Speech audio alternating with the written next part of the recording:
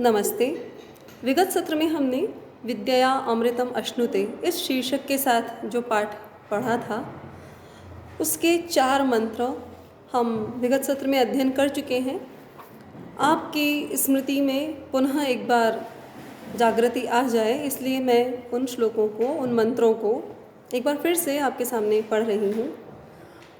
जैसा कि मैंने आपको कल के अपने सत्र में समझा ही दिया था कि हमें पहला मंत्र हर हाल में अपनी स्मृति में सहेज के रखना है जब भी हम ईशावास्य उपनिषद के मंत्रों की व्याख्या करने के लिए आगे बढ़ें। पहला ही मंत्र था ईशावास्यम इदम सर्वम यत् किंच जगत्याम जगत। इस जगती में जो कुछ भी चराचर आपको दिखाई दे रहा है, जड़ या चेतन, उन सब में ईशावास्यम ईश्वर का निवास है। क्योंकि सब में ईश्वर का निवास है इसीलिए तेन इस कारण से त्यक्तेन भुंजिता, हमें त्यागपूर्वक उपभोग करना चाहिए। माँ गृद्ध कस्यचित् धनम, किसी के भी धन को हड़पने की या किसी के भी धन को लेने की इच्छा हमें नहीं करनी चाहिए। और इसी सिद्धांत के साथ इस संसार में अब कर्म करने की परंपरा कैसी हो, किस तरह के कर्म करने चाहिए, इस बात पर मंत्रदृष्टा ऋषि प्रकाश डालते हुए कह रहे थे कि इसी प्रकार से कर्म करते हुए आप सैकड़ों वर्षों तक जीने की इच्छा करें। इस प्रकार जब आप कर्म करेंगे तो कोई विपरीत परिणाम, जिसको हम आजकल की हमारी सामान्य भाषा में कह देते हैं साइड इफेक्ट, ऐसा कुछ मिलने वाला नहीं है। तो अन्यथा कोई परिणाम आना नहीं है और ना ही कर्म आपको लिप्त करेगा। फिर अगला और कहते हैं कि कर्म की आवश्यकता क्यों है। कोई प्रश्न करे इससे पहले ही ऋषि ने स्पष्ट किया है कि यदि हम कर्म को नहीं करेंगे, क्योंकि मैंने कल के व्याख्यान में आपको बताया था कि आत्महना हमारे जो कर्तव्य कर्म से च्युत होता है, जो कर्तव्य कर्म का पालन नहीं करता, वही व्यक्ति आत्महत्या करने वाला होता है। तो असुर्या नाम ते लोका अंधेन तमसाव्रता, आसुरी लोग हैं वे और अंधेन तमसाव्रता अज्ञान अंधकार से घिरे हुए हैं। और तांस्ते प्रत्य विगच्छन्ति, उन आसुरी लोगों को वे लोग प्राप्त करते हैं ये केचे आत्महनोजना, जो कोई आत्महत्या करने वाले हैं। और आत्महत्या के विषय में मैंने आपसे पहले ही स्पष्ट कर दिया कि अपने कर्तव्य कर्म से च्युत होना, अपने कर्तव्य कर्म को छोड़ना ही आत्महत्या करना है। उसके बाद चौथे मंत्र में हमने पढ़ा था कि यदि हम अपने कर्तव्य कर्म का पालन करते हैं तो कर्तव्य कर्म का पालन करने से ईश्वर की प्राप्ति हमें किस तरह से हो सकती है। तो ईश्वर का स्वरूप हमें मालूम होना चाहिए। तो जो चराचर जगत में व्याप्त चैतन्य है वह ही ईश्वर है, किंतु फिर वह हमें प्राप्त किस तरह से हो सकता है, क्योंकि उसको कोई निश्चित आकार प्रकार नहीं है। कहते हैं अनेजत, वह गति नहीं करता, एकम एक ही है। मनसः जवीय, मन से भी अधिक वेगवान है। न एन देवा अपनवन पूर्व अर्षता, पूर्व ज्ञान संपन्न, प्राचीन ज्ञान संपन्न ऋषि और देवता भी उसे प्राप्त नहीं कर सके। तद धावतो अन्यान अत्येति, वह दौड़ता हुआ अन्य लोगों को जो दौड़ रहे हैं उनको तिष्ठत, बैठे बैठे ही वह दौड़ने वाले अन्य लोगों को अतिक्रांत कर जाता है। तस्मिन् अपमातरिश्व दधाति, उसी में ही प्राण वायु इत्यादि सभी पदार्थ अवस्थित हैं, उन सभी का आधार वह ईश्वर तत्व है। अब इस ईश्वर तत्व की प्राप्ति हमें सामान्य जीवन में किस तरह से हो, हम कैसे प्राप्त कर सकेंगे, अभी आपने बता दिया वो इस तरह के स्वरूप वाला है। तो कहा 2 साधन हैं, विद्या और अविद्या। जैसा कि पाठ का शीर्षक ही हमें बताता है विद्यया अमृतम अश्नुते, कि हम विद्या से अमृत तत्व का अश्नुते उपभोग कर सकते हैं, प्राप्त कर सकते हैं अमृत तत्व को। तो ये अमृत तत्व विद्या से प्राप्त हो तो पहले हमें विद्या का परिचय होना चाहिए। तो क्योंकि पाठ्यांश का संदेश भी यह ही है कि लौकिक एवं आध्यात्मिक विद्या दोनों एक दूसरे की पूरक हैं, है ना। तो ये विद्या और अविद्या क्या है। तो अविद्या यानी व्यवहारिक ज्ञान और विद्या यानी आध्यात्मिक ज्ञान, सूक्ष्म चिंतन।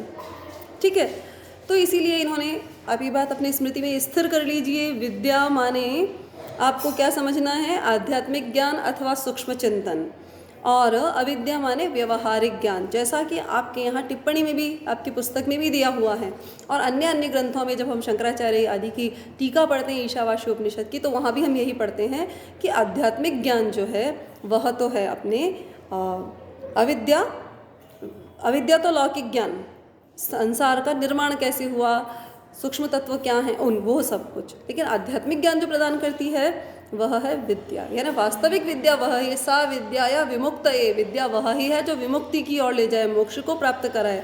और वही मोक्ष जो है अमृत तत्व है, उसी का हम उपभोग कर पाएंगे। तो अर्थ लगभग वही है। इसलिए अंधतमा प्रविशन्ति, ये अविद्याम उपासते, जो अविद्या यानी केवल लौकिक ज्ञान की ही उपासना करते हैं तो वे अंधकार में प्रवेश करते हैं। और ततो भूय इव ते, और उससे भी गहन अंधकार में वे प्रवेश कर जाते हैं जो कि केवल विद्या में रत हैं।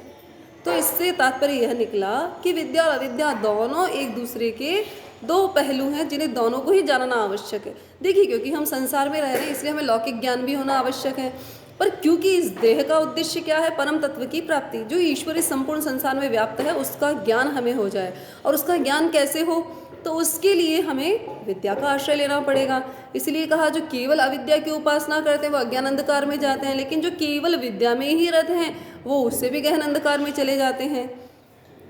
तो हमें दोनों को ही जानना है। किस तरह जानेंगे, तो दोनों के परिणाम, दोनों के ज्ञान के परिणाम अन्य अन्य प्रकार से कहे हैं, वह अगले मंत्र में उद्घोष कर रहे हैं ऋषि। अन्यदेव आहुर विद्यया अन्यद आहुर अविद्यया इति शुश्रुमाधीराणाम ये नस्तद विचक्षिरे। अन्यदेव आहु विद्यया, विद्या से अन्य ही परिणाम प्राप्त होते हैं। अन्यद आहुर अविद्यया, और अविद्या के अन्य ही परिणाम प्राप्त होते हैं। यानी जब आप विद्या की उपासना करेंगे तो अन्य प्रकार का फल प्राप्त होगा, और अविद्या की उपासना करेंगे अन्य प्रकार का फल प्राप्त होगा। इति शुश्रुमा धीराणाम, ऐसा हमने धैर्यवान विद्वान, धी माने बुद्धि, तो बुद्धि को धारण करने वाले जो बुद्धिमान पुरुष हैं, विद्वान पुरुष हैं, जो विद्या अविद्या दोनों के तत्व को जानने वाले हैं, उनसे हमने सुना था। न तद विचक्षिरे, उसी की हम व्याख्या आपके सामने कर रहे हैं। यानी मंत्रदृष्टा ऋषि ये कहता है कि विद्या और अविद्या दोनों को ही जानना आवश्यक है, क्योंकि दोनों के ही परिणाम भिन्न भिन्न आ रहे हैं, एक ही परिणाम नहीं है। दोनों को जानेंगे तभी हम आगे बढ़ सकते हैं। अगले मंत्र में स्पष्ट उद्घोष है, विद्याम च अविद्याम च यस्तद्वेदो भयम सह, जो विद्या और अविद्या इन दोनों को एक साथ जान लेता है। विद्या क्या है और अविद्या क्या है, जैसा कि हम पूर्व में भी स्पष्ट कर चुके हैं, विद्या और अविद्या, है ना। तो ये विद्या और अविद्या, ये जो दोनों चीज़ें हैं, लौकिक विद्या और आध्यात्मिक विद्या, इन दोनों को जो एक साथ जान लेता है, अविद्या से तो वो मृत्यु को तैर कर पार करता है, और विद्या तत्व से वह अमृतम अश्नुते, अमृत तत्व का उपभोग करता है। पुनः एक बार देख लीजिए, विद्याम च अविद्याम च यस्तद्वेदो भयम सह अविद्यया मृत्युम तिर्वा विद्यया अमृतम अश्नुते। विद्याम च अविद्याम च, विद्या को और अविद्या को, यस्तद्वेदो अभयम स, जो इन दोनों को एक साथ जानता है। हाँ, निश्चित रूप से अविद्या मृत्युम तिर्वा, अविद्या से वो मृत्यु को तैर करके, और विद्या अमृतम अश्नुते, और विद्या से वह अमृत तत्व का उपभोग करता है। अस्तु, हमने जो 3 मंत्र आज पढ़े, एक बार हम उन्हें फिर से दोहराते हैं और आज के इस अध्याय के विषय में और विचार करेंगे। अंधतमा प्रविशन्ति अविद्याम उपासते, 5वां मंत्र था। अज्ञान अंधकार में भी प्रवेश करते हैं जो अविद्या की उपासना करते हैं, यानी जो लौकिक विद्या में ही रत हैं, लौकिक ज्ञान में रहते हैं, वो अज्ञान अंधकार में प्रवेश करते हैं। ततो भूय एव ते, उससे भी गहनतम अंधकार में वे प्रवेश करते हैं। या उ विद्यायाम रता, जो केवल सूक्ष्म विद्या में ही रत हैं, आध्यात्म विद्या में ही रत हैं। देखिए, इस बात को थोड़ा सा मैं विषय से हटकर बताना चाहूँ। ज्ञान और कर्म भी कह सकते हैं आप। अविद्या जो है कर्म, आप केवल कर्म, हम केवल कर्म ही कर्म करते रहेंगे तो कर्म के जो परिणाम आएंगे उन्हें हमें उपभोग करना पड़ेगा, क्योंकि हम उस समय अपने आप को कर्ता मानने लगेंगे। इसलिए ये बात कही गई है कि भाई कर्म करने पर या केवल अविद्या की व्यावहारिक ज्ञान होने से हम अमोक्ष वाले क्यों हो जाते हैं या हम अंधकार में क्यों जाएंगे, तो उसका सिर्फ एक ही कारण है कि हम जब कर्म ही कर्म करेंगे तो परिणाम तो हमें भुगतने ही होंगे। तो कर्म करने से कर्म के फल को भोगना पड़ेगा। किंतु यदि आप विद्या कर लेंगे, विद्या की प्राप्ति यदि आपको है, विद्या की आप उपासना करने वाले, सूक्ष्म विद्या यदि आपके पास है, तो आप क्या जानते हैं कि प्रत्येक क्रिया की प्रतिक्रिया स्वाभाविक रूप से होनी ही है। तो हम विवेकपूर्वक कर्म करें, हम व्यवहारिक ज्ञान को ठीक से जान लेंगे और उसका विद्या के साथ, आध्यात्मिक विद्या के साथ प्रयोग करेंगे, तब हम अमृत की प्राप्ति कर पाएंगे। यहाँ यह कहना चाह रहा है ऋषि। इसीलिए उसने कह दिया कि अन्य देवाहुर विद्या अन्य दाहुर अविद्या, विद्या और अविद्या इन दोनों के अलग अलग फल कहे गए हैं। इति शुश्रुमाधीराणाम, ऐसा हमने विद्वान लोगों से सुना है। ये न तद विचक्षिरे, उसी का हम आपके सामने विशेष व्याख्यान कर रहे हैं, उसी को हम आपके सामने समझा रहे हैं, कह रहे हैं। विद्याम च अविद्याम च, विद्या और अविद्या को, यस्तद वेदो उभयम सह, जो इन दोनों को एक साथ जानता है।